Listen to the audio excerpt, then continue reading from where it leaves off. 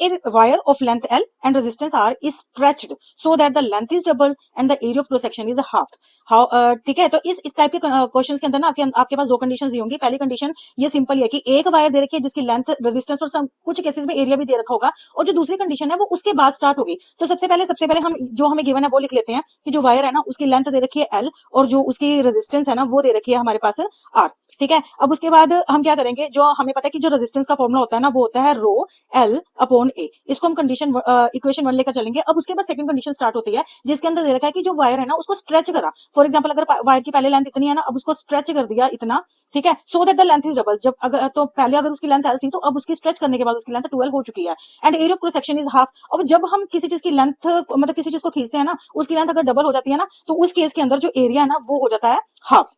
ठीक है, तो अब हमारे पास how would it resistance changes. अब हमारे पास जो न्यू वायर आई, मतलब स्ट्रेच करने के बाद जो वायर आई उसकी जो लेंथ है उसको हम L डैश मान के चलेंगे। अब उसने बोला कि उसकी लेंथ डबल हो गई है, इतना स्ट्रेच उसको करा तो न्यू जो लेंथ है वो 12 हो गई और जो उसका एरिया ऑफ क्रॉस सेक्शन है वो पहले वाले का हाफ हो गया। ठीक है, तो इस केस में रेजिस्टेंस की वैल्यू कितनी आ जाएगी, रो L dash by A dash. ये वो वायर की रेजिस्टेंस है जिसको हमने स्ट्रेच कर चुके हैं। ठीक है, अब हम क्या करेंगे, L डैश और A डैश की वैल्यूज पुट करेंगे तो हमारे पास आ जाएगा रो 2L बाई A बाई 2। ठीक है, तो ये हमारे पास आ गया रो 4L बाई A। हम यहां से क्या करेंगे, 4 को कॉमन ले लेंगे तो आ जाएगा रो L अपॉन A। अब हम क्या करेंगे, हमारे पास इक्वेशन 1 के अंदर जो रो L अपॉन A की वैल्यू थी वो कितनी थी, R। तो हम क्या करेंगे, हम यहाँ पे लिख देंगे फ्रॉम इक्वेशन 1 से रो L अपॉन A की जगह हम पुट कर देंगे R, 4R। तो उसने क्वेश्चन पूछा था how would the resistance change. Resistance कैसे चेंज हो रही है, the resistance become 4 times the previous resistance, previous wire before stretching the wire. ठीक है, अब स्ट्रेच करने के बाद जो रेजिस्टेंस है वो पहले वाली वायर के 4 गुना ज्यादा हो गई है। अब दूसरा उसने पूछा resistivity changes.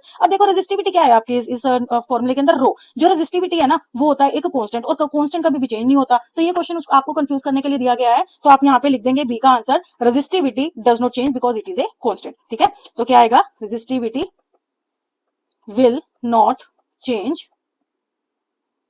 Because it is a constant. तो ये आपका न्यूमेरिकल है, बहुत ही इजी था। और अगर आपको बहुत सारे और भी न्यूमेरिकल चाहिए तो आप मेरे चैनल पे जाके सारे न्यूमेरिकल अच्छे से कर सकते हो। Thank you so much.